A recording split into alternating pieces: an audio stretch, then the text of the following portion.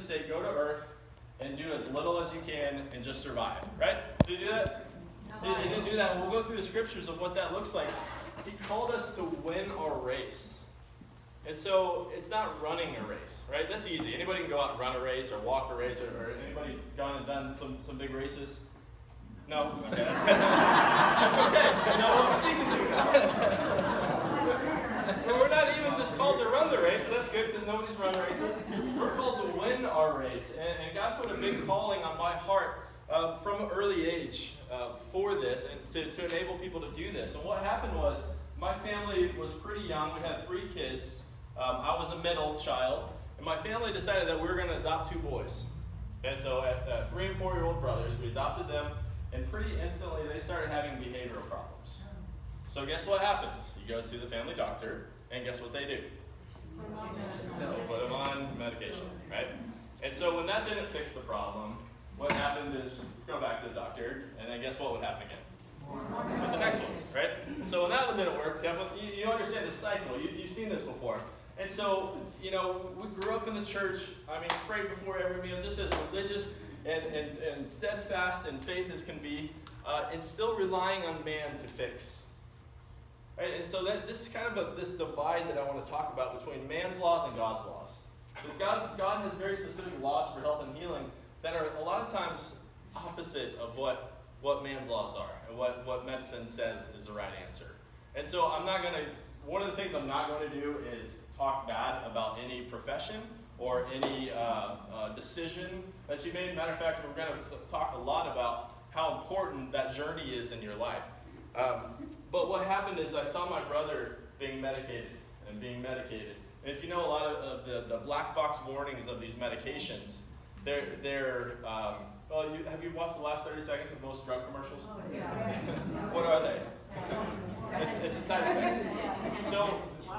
So one of the black box warnings of the medications that he was on, specifically the mind-altering, mood-altering, this antipsychotic medications, was suicidal and homicidal thoughts and behaviors. And that was the only answer that anybody gave. Nobody looked at nutrition. Nobody said, hey, maybe he shouldn't eat as much sugar. Nobody asked about toxicity. Anything different other than what's the right medication or the right combination of medications. And that didn't make sense to me. And I fought against it, and it all the way led up to the point where I was away at college. I went up to a private school, Church of Christ school in Arkansas, Harding University. I don't know if anyone... You heard of Harding? Yeah, I'm from Arkansas. Oh yeah, you're perfect. You know about Searcy. There's not a lot of people that know about Searcy, Arkansas. I got a call one night, and it was my mom bawling, crying, just terrified. And you know that sinking feeling when you get a call like that. And she went on to tell me that, I get chills still talking about this, she had just found all the detailed drawings and plans and pictures of how my brother was planning on murdering my family and then killing himself. And you can imagine, like that doesn't go over real well, and that wasn't my brother. That wasn't his heart and that wasn't his mind. It was a side effect. And so that started me on this path of let's figure out what health is, where it comes from, because that's not it, right? You don't look at the person that's on the most medications as the most healthy, right? And my brother was 18 years old and he was on, thank God we had insurance, he was on about $20,000 worth of medication every single month.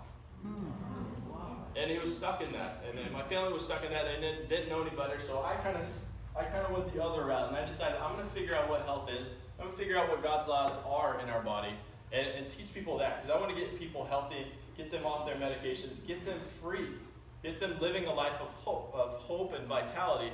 Because a lot of times you've seen this, the lack of hope when it comes with health.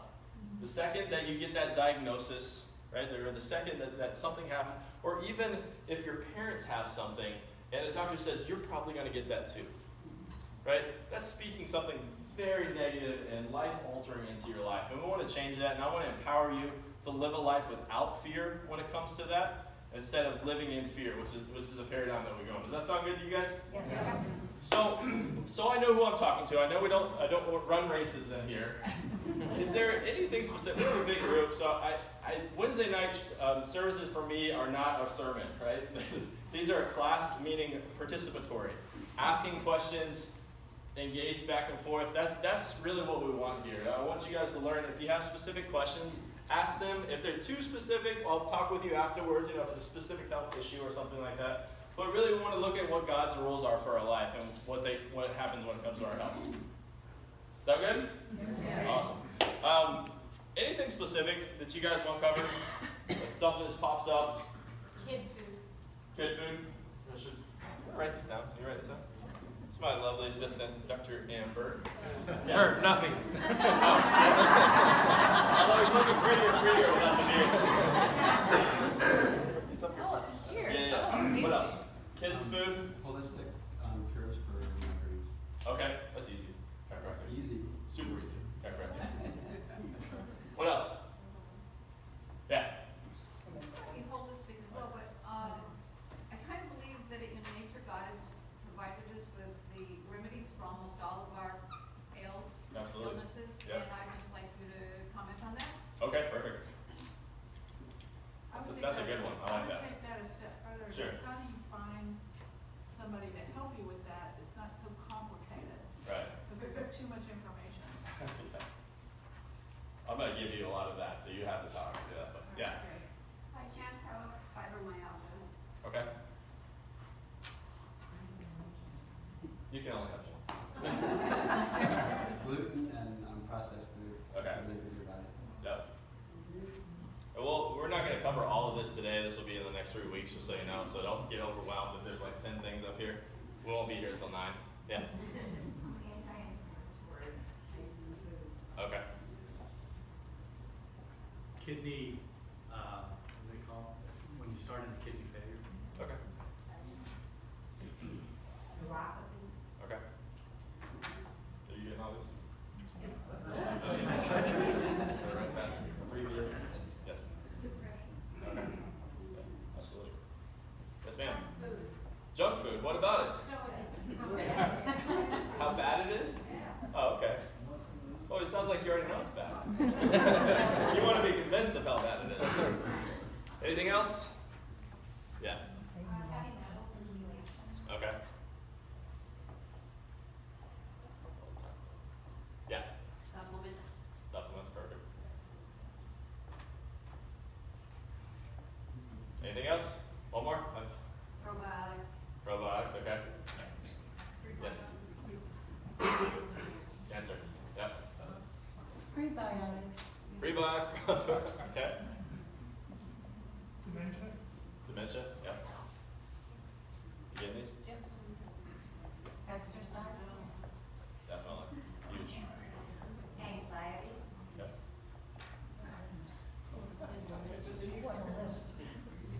It's a serious list, For guys. 6 minutes. Yeah, I was going to say,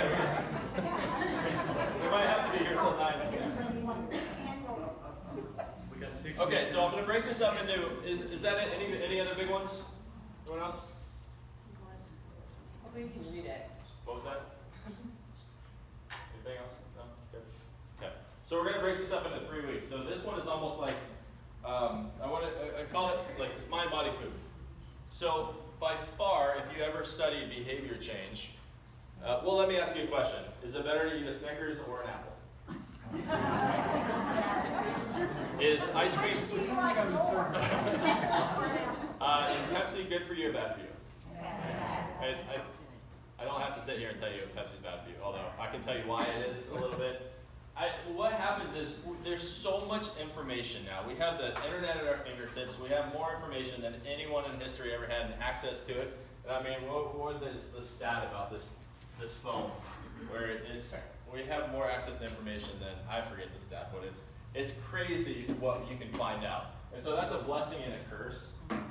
But the trouble is anymore that we don't have a lack of information. We have a lack of the understanding of how to change and why to change.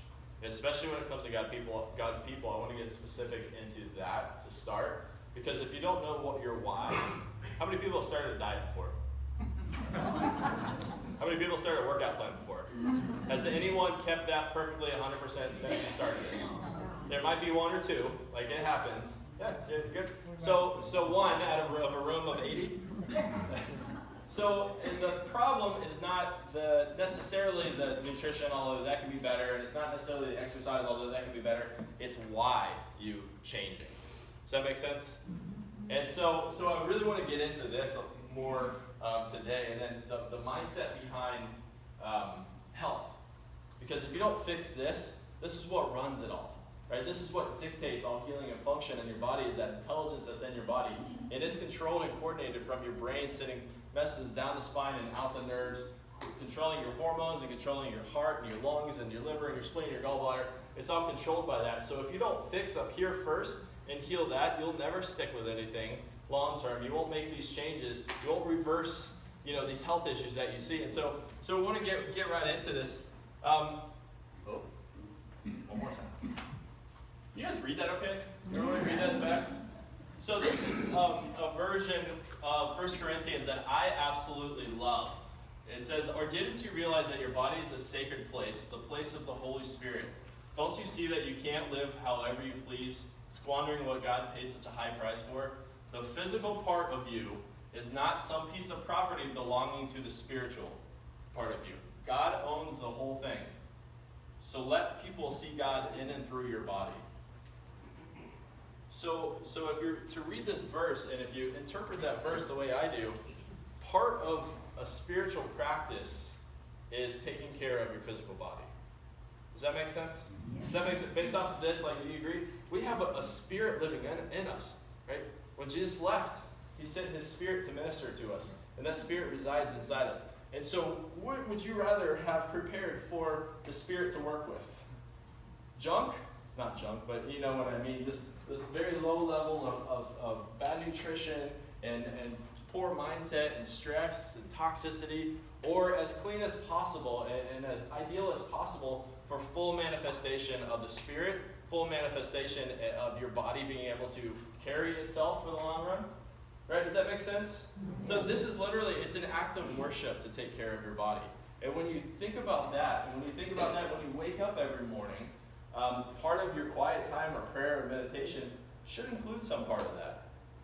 Because you can't pray, God, take care of my, whatever, your finances and your all these things, but then when it comes to health and healing, ignore the laws in place. Does that make sense? You guys with me here? Okay. So here's the cool part. Genesis 1:27, we've all heard this 1,000 times. So God created mankind in his own image. In the image of God, he created them. Male and female, he created them. So who are we created in the image of? God. Did God, do you think God creates junk? Right? He doesn't create junk. He doesn't create brokenness. He doesn't create things that need a lot of man's help to fix. When God creates something, he does a pretty good job, right? Makes that thing perfect. And so this is the premise that you have to start with. Number one, this is an act of worship, taking care of your spiritual body. Number two, you are made in God's image. And if you can truly consider that you're made in God's image, that will absolutely transform the way that you take care of yourself, the way you think about yourself, just your habits throughout the day. All of that transforms. Does that resonate with anyone? Does anyone click on that at a different level of that? You understand? Like when you hear somebody who gets a diagnosis or has a disease or is in the not doing well with their health, the first perspective that you always come with is that person is created in God's image. God didn't create you for sickness. He didn't create you for disease. He didn't create you to suffer your entire life. He created you in his image. That's really big. Does that open up anything for anyone? Yeah? What does that bring up for you? There's so many people that walk around that I see that come in and say, my health is a disaster, my genetics, my mom and my dad had this, I'm going to have this, or I already have it. You come in with a mindset of, I'm broken, I need someone to fix me. Right? You feel that? Anyone ever feel that? I see that constantly. It's up to you to fix me. Well, no, it's not up to any doctor to fix you, necessarily. You have to start with the understanding that the intelligence is already inside you because you're created in his image. Make sense? Yeah, awesome. So that's that's the case, we're created in God's image, and then you look at what's going on in our world right now, specifically in our country when it comes to health. How are we doing health-wise in our country? You know, I don't know how many thousands of people I talk to. No one says, yeah, we're doing awesome health-wise. Like, we're talking about the prayer lists are getting longer and longer every single week. That you look at cancer, you look at heart disease, you look at diabetes, you look at autoimmune issues, autism, the stuff in kids, autism and ADD and asthma. What are those things doing every year? They're going up, right? They're not going down. We have the best technology and testing and all this amazing smart doctors and hospitals and all of this, yet something's not working. You know, some of these stats, the Americans take 80% of the world's supply of painkillers. We take 72% of the world's drugs. We're 5% of the population of the world. We take 72% of the world's medication. So if that was working to make us healthy, where should we be ranked in the world health-wise? You know, we're last. We're dead last of industrialized nations when it comes to overall health. Does that shock anyone? It did me the first time, because I was raised like, this is the best place on earth, and it is amazing, and God's blessed the United States in a lot of ways. Health is the one that's in absolute crisis right now. When you look at, let's just look at things like Alzheimer's and dementia. Somebody brought that up. You know, Alzheimer's, and look at autism in kids. You know, autism in kids used to be 1 in 10,000. You know, it's like 1 in 50 now for boys. And if the current trend of the rise continues, by 2032, it'll be 1 in 2 boys are diagnosed with autism. Yeah, I remember my boss, Patrick, started at work like 10 years ago, and that was a program on autism disease and doctors, autism. I don't really know about it. And back then it was like 1 in 200. Yep. And now it's 1 in 200. And now it's getting cut in half and cut in half. 10 years ago, he said 1 in 200. Now it's 1 in 50. So, I mean, it's going that direction. So, I'm not saying that to depress you. I'm not saying that, that we're broken and we're destined for disease. I'm saying we're doing something wrong. We have the wrong paradigm when it comes to health and when it comes to wellness. And I believe that as a church body, especially as believers, we have this calling. We know that it's a spiritual act of worship to take care of our physical health and how to do that. But we've stopped listening to God's laws about that and started listening to man's laws. Right? Does that make sense? I mean, I could list. There's every list under the sun. We are last in infant mortality rate. And it's actually more safe to go have a baby in the Dominican Republic than it is here. Does that make sense to anyone? What is the reason for all that? We're going to get into that. What's the reason for all that? Because I hear a lot of people give the statistics. Yeah, and so we'll get into that. And so today is like just let's get the mindset behind it, and then we'll get the nuts and bolts of how to change and what to change. But can we agree it's not working? Yes. Right, what we're doing is not working. Does anybody feel like you're perfect with your health and don't need to improve anything, don't need to change anything, you're good exactly how you are? Like, we all know that we need to improve on certain things, and so really want to have the mindset of exactly how to do that and how to what that looks like. So this is one of my favorite verses, or scripture. It's a couple verses in the Bible, and it's John 5, 1 through 6. It says, "Soon another feast came around, and Jesus was back in Jerusalem. Near the sheep gate of Jerusalem, there was a pool, in Hebrew called Bethesda, with 5 alcoves. Hundreds of sick people, blind, crippled, paralyzed, were in these alcoves. One man had been an invalid there for 38 years. When Jesus saw him stretched out by the pool and knew how long he'd been there, he said, 'Do you want to get well?'" What a silly question. Is that a silly question? The guy's been there 38 years, invalid, can't be healed, can't get somebody to help him move him to the water. So why on earth would Jesus ask somebody who'd been crippled for 38 years, "Do you want to get well?" Because he wanted to heal him? Absolutely. Could he heal him without ever caring whether or not he wanted to get well? He could, right? He's done that many times. He did that many times in the Bible. You know, 90% of Jesus' miracles were physical healing, by the way. He was really interested in physical wellness. Some people get very comfortable in their illness and the Yeah. attention that it gets and Absolutely. just the people around them treat them differently. Yeah. Anybody else? Why would he ask, do you want to get well? Or maybe giving the person a chance to accept Jesus' opportunity Absolutely. to have Jesus work. Yeah. Yeah. Absolutely. That's the choice. What is that? Choice. Choice. It's a choice, right? Yeah, and so this is such a cool thing to me because I know you know people like this in your life. Maybe you're one of them. Maybe we've all been them at some point. This guy was 38 years like that. So that becomes his identity, right? That is his day in and day out. Everything that he does, everything that he thinks about, all of his friends are other people by the pool, all of his people that he hangs around with, all of his identity is in that condition that he's in. And so I think that when Jesus is asking this question, he's asking us so much of a deeper question, and you're all right, so much of a deeper question than, do you want to walk? Yeah, of course I want to walk. It's so much deeper because you have to let go of something that you held on to for so long. For this case, 38 years. You know, that's a huge change. Do you think it was uncomfortable for him the first time to get up and walk around?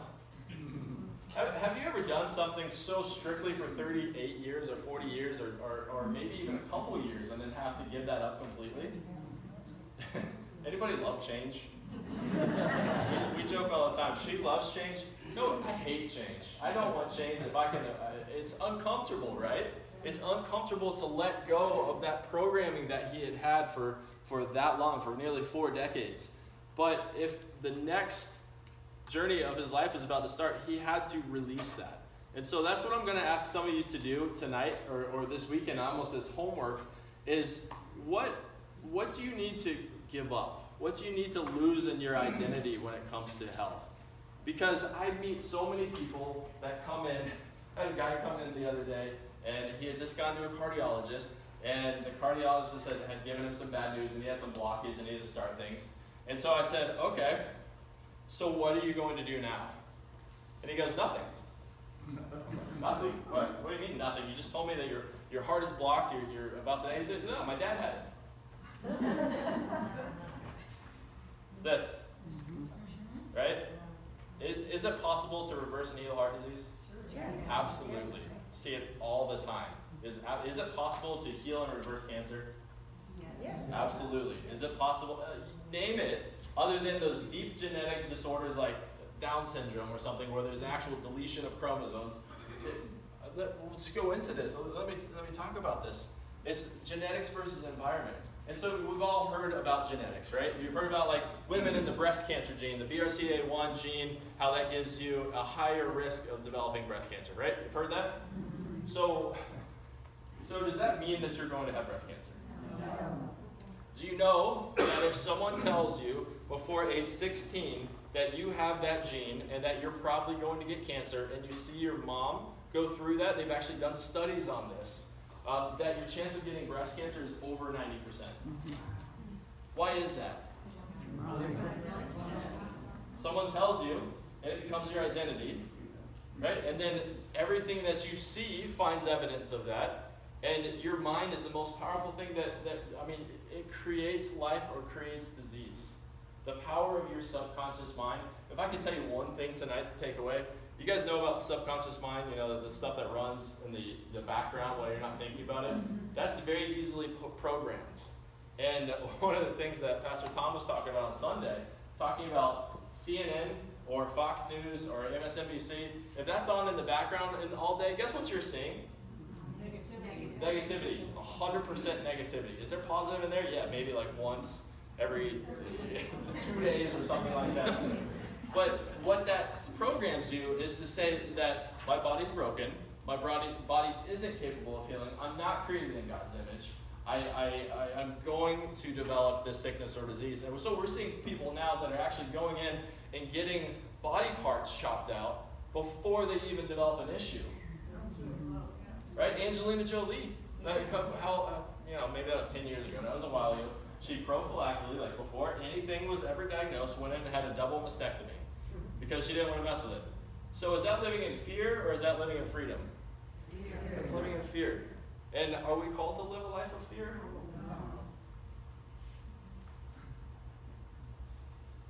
I skipped over the slide, but did I not put it in there? I put it in the new one. That's okay. So, I had a slide, and it said, "For I have come that they may have life and have it abundantly." It was Jesus, right? He said, "The thief comes in the night to steal and destroy, but I have come that they may have life and have it abundantly." Does that sound like an abundant life? When you go in and you're chopping out body parts. Remember, God didn't create junk. That needs to be like the slogan. We'll have one per week. God didn't create junk. You are not junk. You have all the body parts you need. God put all those body parts in there for a reason. Even if man doesn't understand the reason right now. Do you think there's a function for your appendix? Yes. Absolutely there is. Can you live without it? Yes, you can live without it. But God didn't screw up when He made you. Can you live without tonsils? Absolutely, but they are absolutely vital to your immune system. And they're one of the first lines of defense for your immune system. We have these things, we're coming from this place of, well, if something's broken, we'll throw as many medications as we can at it. If that doesn't work, then we'll cut it out. And that's not what God intended for our lives. That's not the way that we were designed to function. We were designed to heal, and we were designed to live life abundantly. And so, everyone's heard of genetics, right? So, has anyone heard of epigenetics? Yep. So, not too many epigenetics. So what epigenetics is it's a study of what your lifestyle does to your genes. Your genes are not set in stone. Well, your specific genes are set in stone. But what we have is epigenetics. There's millions of different influences to your genetic code. And what we see more and more is it has no bearing what your genetic code is, nearly as much as it is on what your lifestyle does to those genes. Right? So who does that make in control? Yeah. Have you ever, we see a lot where people just feel helpless. They feel like, I don't know, my mom or dad had this, I know I'm going to have it. So that guy who I was talking to, he said, oh, my dad's going to have it. Or my dad had it, so I know I'm going to have it. And I said, well, don't you smoke? And he goes, well, yeah, I've smoked since I was 12. But that doesn't have anything to do with it. So and this is actually what his cardiologist told him. It wasn't, which is crazy to me. All cardiologists know that smoking isn't good. Anyone knows smoking isn't good. But what he was living in was didn't want to take responsibility for his health. He wanted somebody else to take responsibility.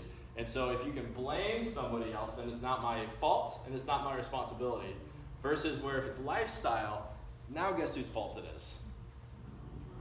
Yeah. But here's the good news. If you created it, guess what you can do? Yeah. So whose image are we created in? Yeah. Do you think in God's image we can heal from something?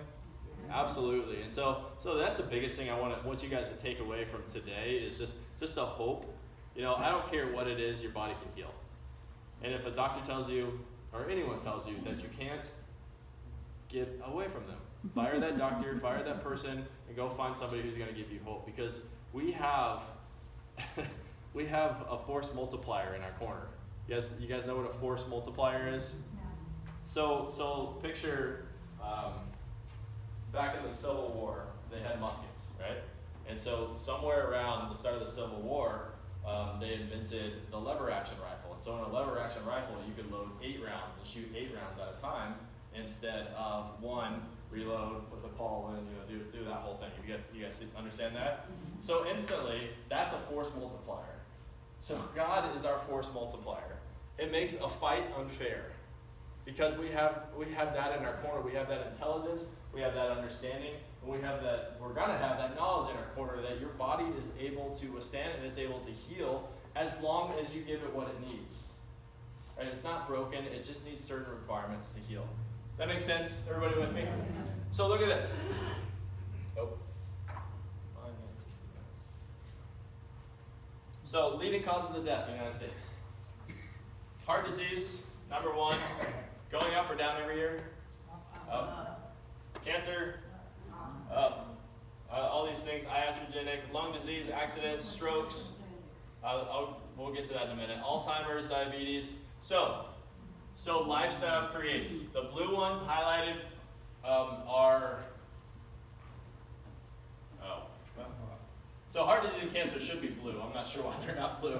But heart disease and cancer are both 100% driven by lifestyle. And those are the number 1 and number 2 causes of disease and death in America. So, how important is your lifestyle? I mean, massive. So you can ignore it for a long time, but eventually your body's going to catch up with you, especially in this world that we live in, because we're more surrounded by negativity than I think ever before. You guys, we connected to your phones. I live in Cape Coral, and I'm on the Cape Coral Facebook page. I don't know if anybody else is, but the amount of toxicity that's in our world, the amount of negativity that's in our world, that absolutely contributes, to these lifestyle things. I want to talk about the mindset behind this a lot in just a moment. But when you look at heart disease and cancer, all lifestyle related. Stroke, all lifestyle. Alzheimer's, diabetes, kidney disease, those are lifestyle induced.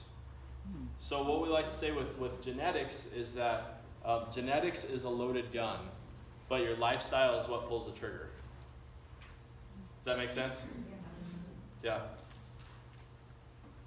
Anybody hit, something come up for anyone? This is supposed to be a discussion. It's not really that. I'm rolling over everyone. Yes, ma'am. Our body is designed to heal if we help. Absolutely. Oh yeah, you can't ignore it. And healing is not a passive thing. It's an active thing. When you look at your health, it takes work, right? So at some point, your health is going to take work.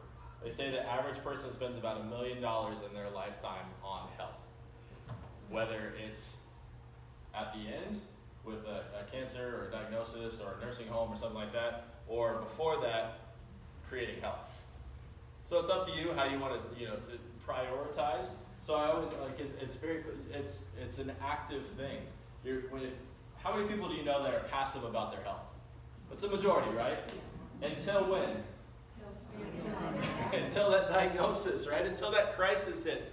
And then as you'll stop everything, you'll sell your house, you'll have fundraisers, you'll put your vacations on pause, you'll do everything to get your health back. But we wonder, why does it take that to that point to get there, right? Does that make sense? Why are we waiting for that crisis before? Yes, ma'am. Our Western medicine is driven by pharmaceutical companies. Is the biggest reason I think. Yeah. Yeah. Repeat the question, please. Oh, it wasn't really a question. It was more of a statement. Did you get a statement? No. Oh, okay. She said Western medicine is driven by pharmaceutical companies. And what sells a lot when it comes to pharmaceutical companies? Fear, right? And so, listen, I'm not saying medicine is bad. Medicine will save your life in a crisis, right? It absolutely has its role, but when it's in the driver's seat as what's doing the healing and not your body's intelligence and the image of God that you have inside you, that's what does the healing. So when I cut your arm, what happens to it? It bleeds. And then what else? It heals. It clots, it scabs, and it heals. It heals. Who does that? You've got to put the intelligence inside our bodies to heal. Right? So that intelligence is there. It's just, if something's not working right, or if something's being blocked, or it's not healing, or some abnormal situation develops, it's just a lack of healing. So you just have to determine where is there interference to that intelligence. Not, you have a broken liver, so let's cut out your liver, or you have a broken kidney, so let's give you medication until it gets really bad, and then we'll take that out, or give you a new one. Right? It's a different approach, and if they had any of that, and again, I'm not trying to make anyone feel bad if you've gone in that or you're in a health crisis. That's okay. We're going to talk about that in just a minute. This is why we're here, is to understand God's laws of health and healing, and going forward, how to implement that effectively. Anybody else got anything with that?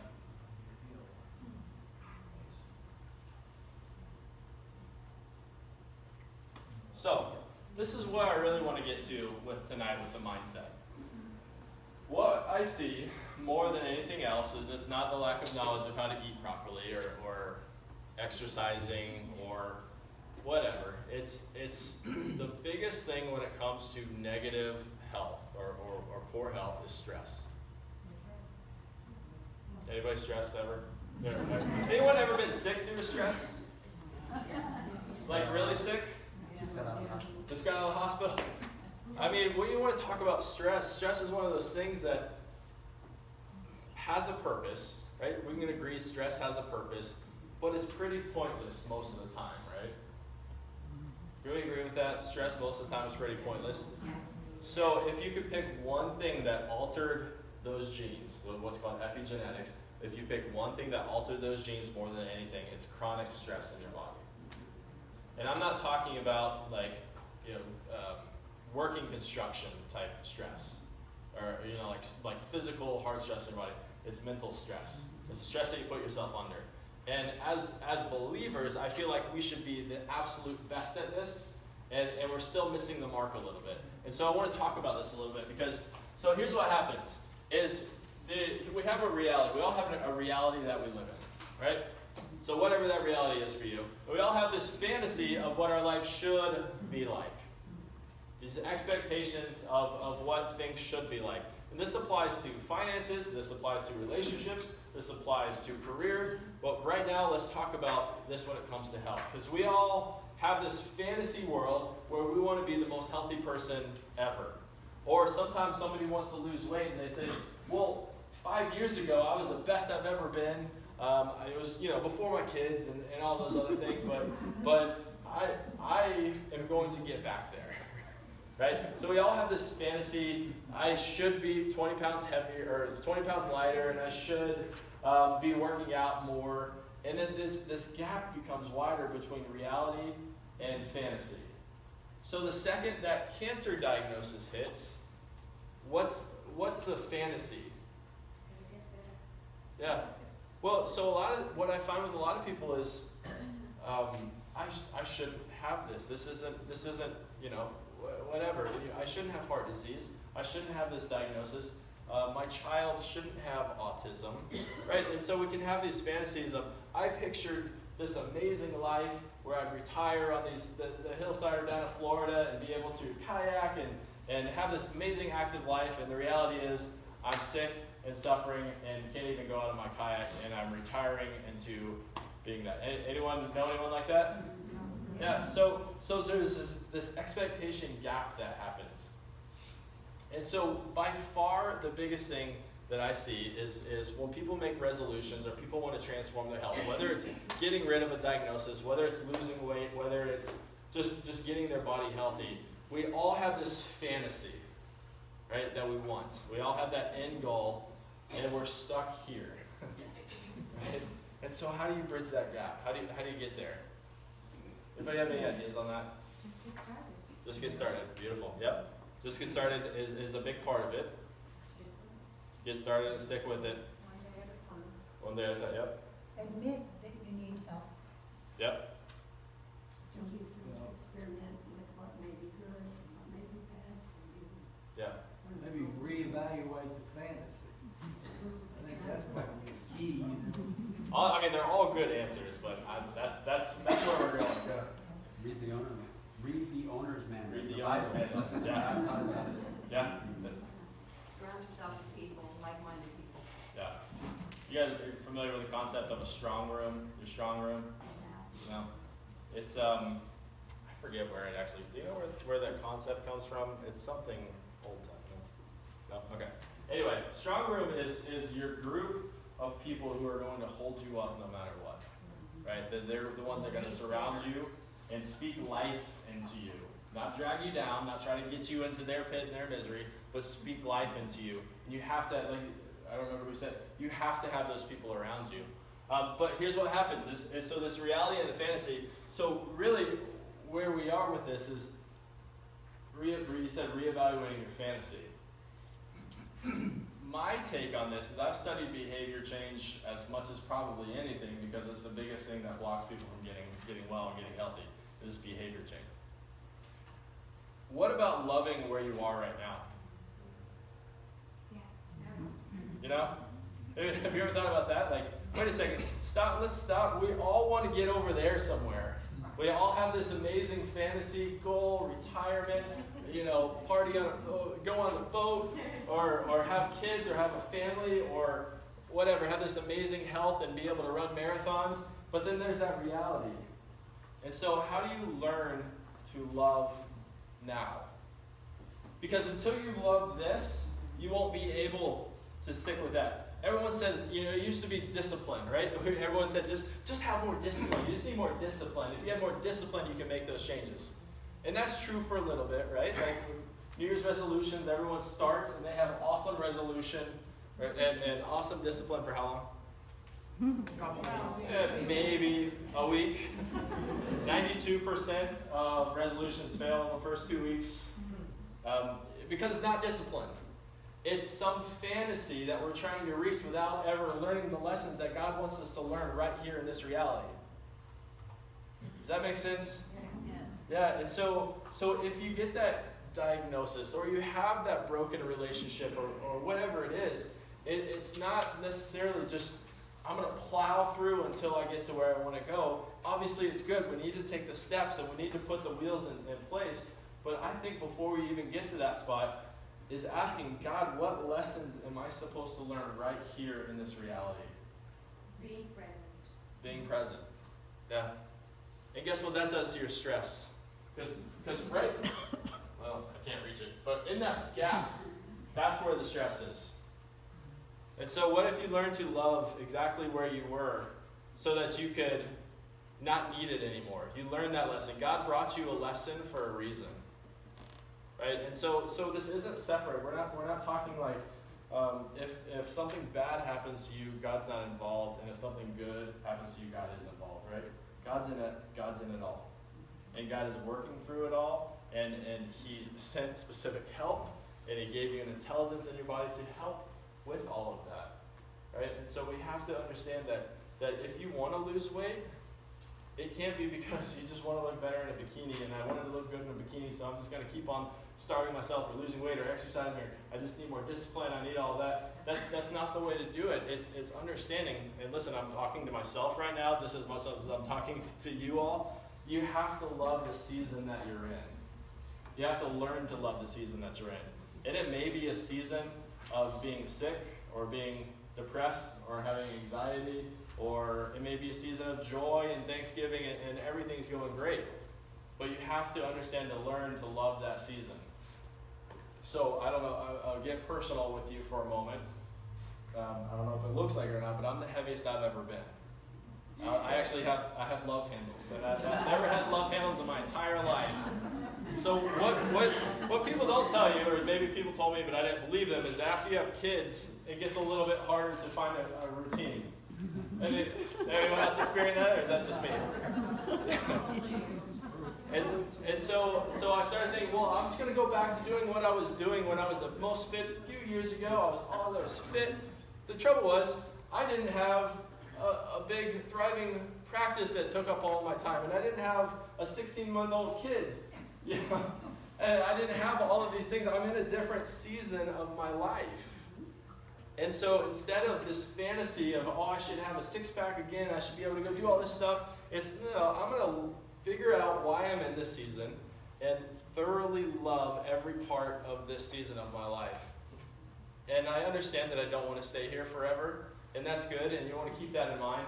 But you also have to understand that God's working right here, and He brought you to this point for a reason. Does that land with anyone? Yes. Yeah. And so that's really where I want to go to, especially with this, is you have to understand if you're ever going to make a health transformation, if you're ever going to understand it and fully walk into physical health calling, it can't come from God, I'm so happy I'm not who I was that person anymore. I was sick and suffer, whatever. It's a resentment for the past. If you go towards a fantasy or you go towards health, resenting who you were back there, guess what's going to happen?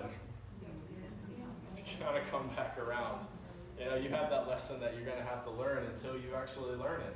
And then you release it and it's gone and you move on to the next lesson. Right? Because why are we here? Why are we on earth?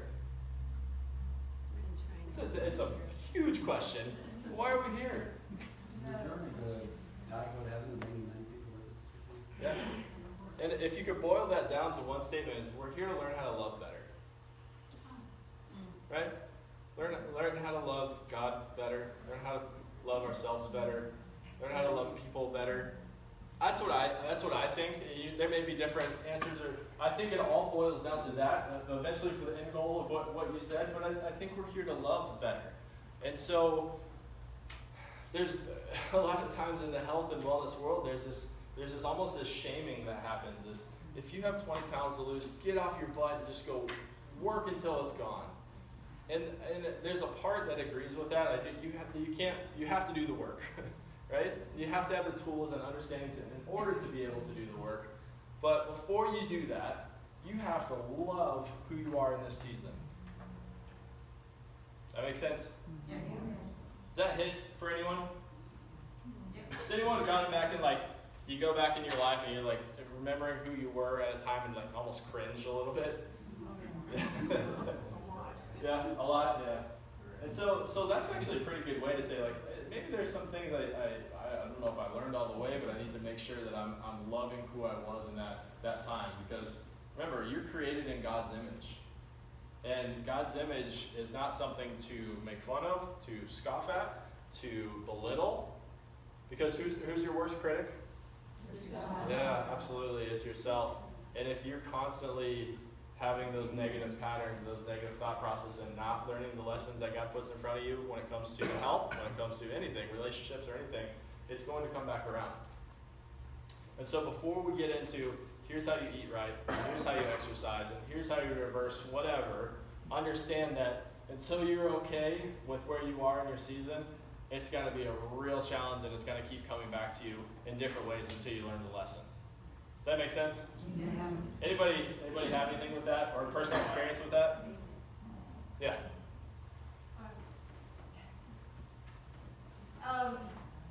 I guess for me, what I got, when I learned, when it comes to my weight, I guess it was always up and down a lot, and I couldn't make it work. And I think it was when my relationship with God started to grow, and I started to learn what you said earlier about junk. Yeah. And I think that's how I saw myself a lot of times. And then what you said about the fantasy and the reality, the truth is, if I don't love myself, whether I'm 100 pounds or 120, 150, or 200, I think it starts with that. So if God loves me, and I know that, and it took a while for my brain to sink into that. So, through that relationship, I was able to say to myself the times where I felt like I wanted to lose weight. It's not about that. It's about God loves me, and I am where I am for a reason, and I can enjoy that for now. And I know there's work that needs to be done, Yep. but I can't change it in one day. So that's I like the fantasy and reality thing. I can't make all these changes in one day. So, what I took from it and what I really liked was that one day at a time, little by little, start making little changes, and get my relationship with God to grow. I don't know if I'm making sense, but that just helped me a lot. Yeah, absolutely. Yeah, that's great. I'm glad that landed like that for you. Yes, ma'am. What I see about the works, the fantasy, it became this gap for me. Besides giving me stress, it was become a sacrifice, and God doesn't want us to sacrifice. Remember when Jesus goes in the temple and he gets upset about the sacrifice? This is not what he wants. So I realized that as you surrender, transformation comes. And then you just have, so the fantasy, it's not as something that's so off or so intangible. You start to enjoy what you do. Yeah, Because I really believe we have to have a goal. for sure. That's called fantasy or not. Yeah. But once it becomes a sacrifice, I think that's when we do wrong. Yeah. No, I'm all for goal setting. I think that's great. I think you should have a vision for your life and specific goals to help you along that way. That's definitely not what this is. This is,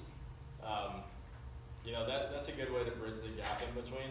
But what I find is that some people are just so stuck, and then they set this goal, this way far out goal, and then you've seen it 100 times where you may have done it, where you have a weight loss goal, and you want to lose 20 pounds, and you use 10, and then the old habits start coming back, and then it goes back around, and you end up right where you were, if not worse. Right?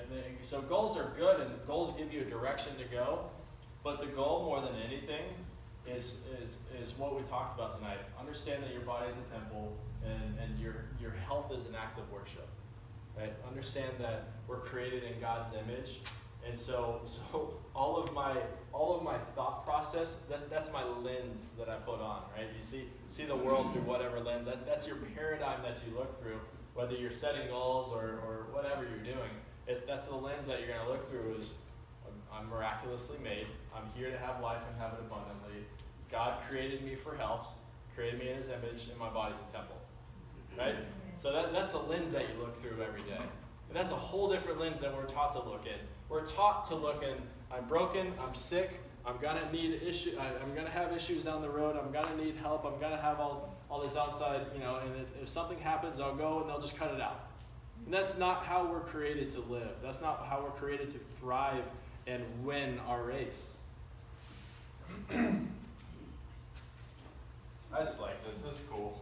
It's just, you have to understand that our lives is just made up in so many seasons. And I know most of you here are actually older than me, and so you know a lot more about seasons than I do. Truthfully, I'm born and raised in Florida, so I don't know anything about seasons. Which is why I actually stay here, is because I like 2 seasons, so I only want those 2 seasons. The others I can do without. But there's a season of your life, and you may be in a season where it's time to push the full throttle and go deep into healing and health and transformation. And the season of your life may just be surviving right now. And whatever it is, before you start trying to reach some amazing, awesome goal, love your season where you are right now. That's so important, and it's probably one of the biggest lessons I've learned in the last few years is just learning how to be content. Apostle Paul said, I've learned to be content in all circumstances. And he's writing that from prison. He became content in that season of his life because he knew that he had the lens on, right? He had the vision of who he was trying to impact and what he was trying to do on earth. And we have that. We need to have that. You need to have that every single day. And that's going to influence not just, when you have that lens, it's not just physical that it affects, but it's relationships. It's your career. It's every interaction that you have throughout the day. It's the way you drive when you're driving. Especially right now, that's challenging. God's got to test you in this season, specifically like season. How many are sobers? So about half. All right. We love you, and we love this season. Driving right now is an amazing opportunity to practice some of this stuff. Peace, no stress. It doesn't matter what time I get there. It's going to be okay. God's in control. Anyway, I did. So I kind of want to wrap up with this tonight. And this is something that we've all heard a whole bunch. It's Matthew 22, 36, 40. Teacher, which is the greatest commandment in the law? Jesus replied, love the Lord your God with all your heart, with all your soul, with all your mind. This is the first and greatest commandment. And the second is like it. Love your neighbors as yourself. Love the snowbirds. Love the snowbirds. So something that doesn't get brought up a lot in this is it says love your neighbors as yourself. You know what that implies? That you're supposed to love yourself a little bit.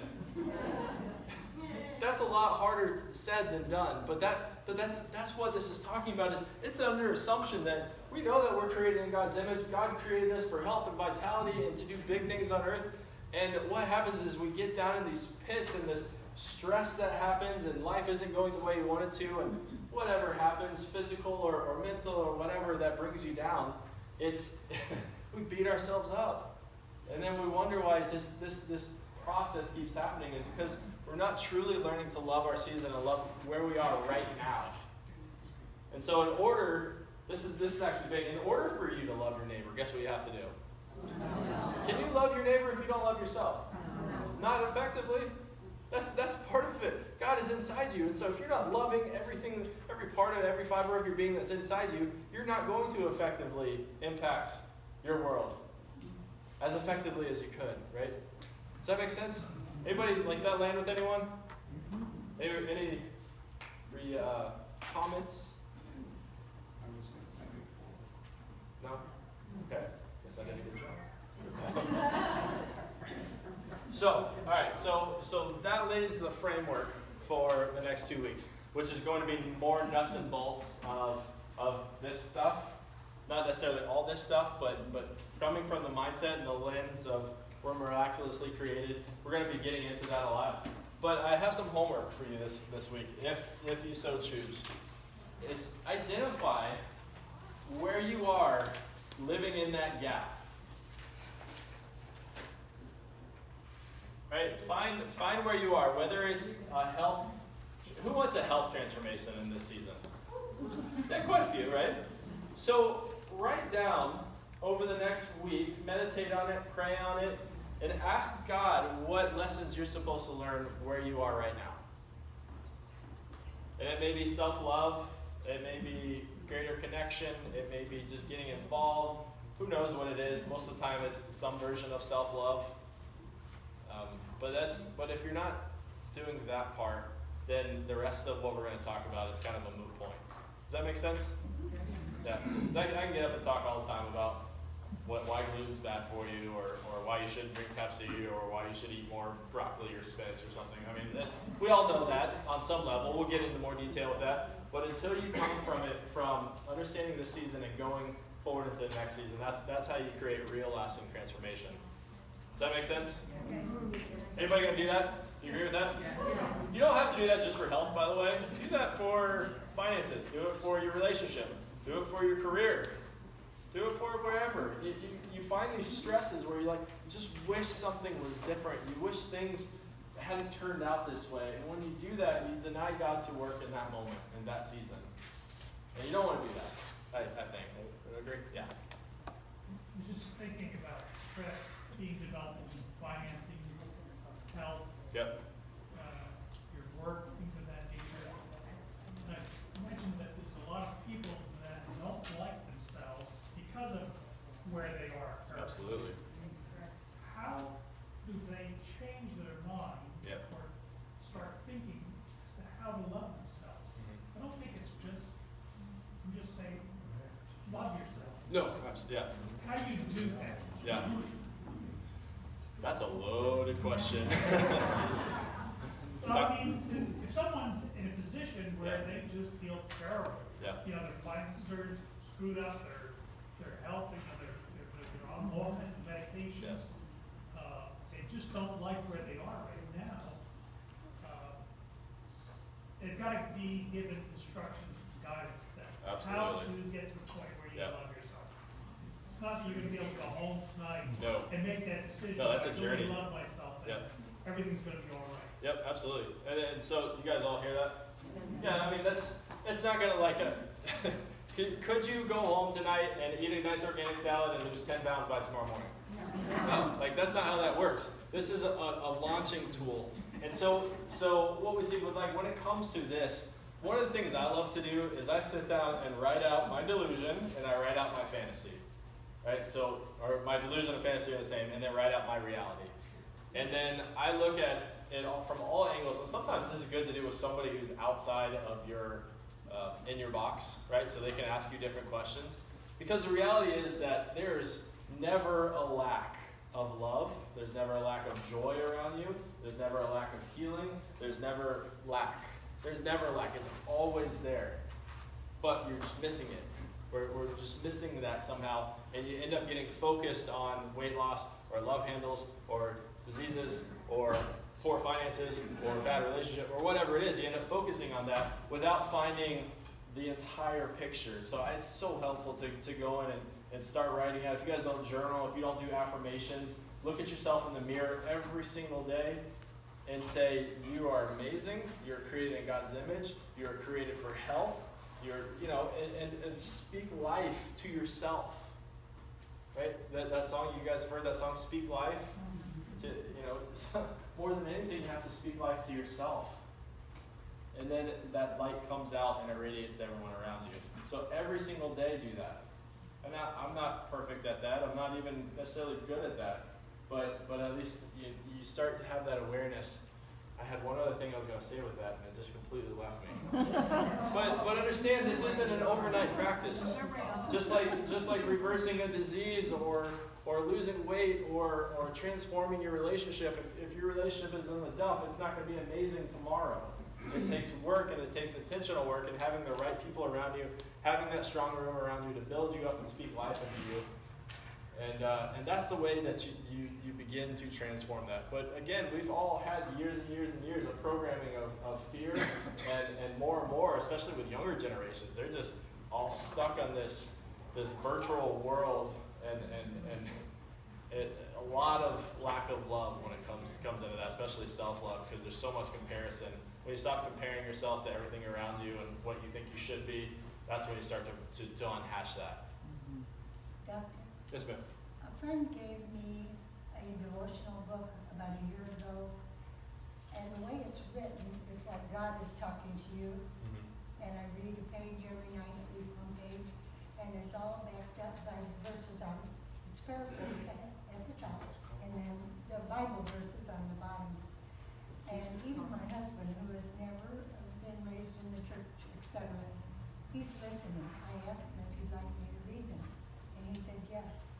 And if I don't read the Bible verses, he says, is that all? So it is, you have to go to God as well, for he is your best companion. And who God says you are, and speak that into yourself and let God speak that into you in quiet time and meditation. One really cool thing to do, I don't know if you guys have ever had this where you're just having an absolute breakdown, things aren't going well. What I do is I actually have a picture of myself when I was 10-ish on my phone. And so I actually will pull up that picture and speak to that Ryan.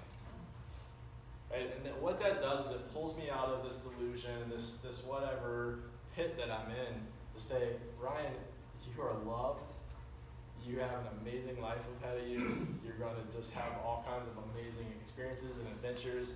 And like, it brings tears to my eyes. Like when you go talk to little you and affirm them like you'd affirm, like you know that you need to be affirmed in that moment. And that is where you start to create that love, start to feel this inner sense of God's peace, and understand that life is going to keep going, and seasons are going to keep changing. But with Him by your side, and that awareness, you're going to impact millions. The way you impact the world is by loving yourself first. Love God, obviously love God first, and then love yourself, and then you can spread that light to everyone. Awesome.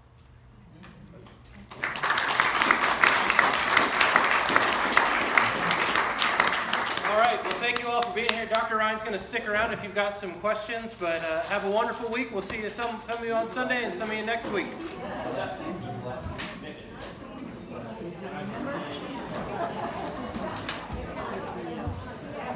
Yeah.